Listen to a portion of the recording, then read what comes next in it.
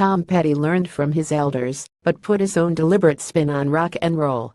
Timothy A. Clar, Agence France Presse, Getty Images. The podcast is hosted by John Caramanica, a pop music critic for the New York Times. It covers the latest in pop music criticism, trends and news.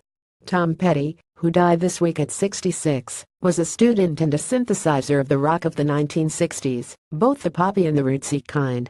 When he delivered his take on it, it felt deliberate, calm, almost staring in its certainty. At times, his nerviness even felt a little punk. That approach made for a formidable catalog, with several platinum albums and a host of rock radio hits. A couple of decades into his career, Mr. Petty became part of the rock and roll Mount Rushmore, the Traveling Wilburys, a testament to how thoroughly he'd imbibed at the well of his elders. Up through this year, he'd continued releasing albums and touring, a singer who had always felt like a stalwart actually becoming one.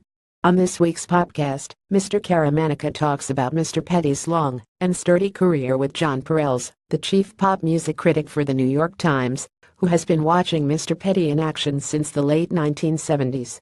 Email your questions, thoughts, and ideas about what's happening in pop music to podcast@nitums.com.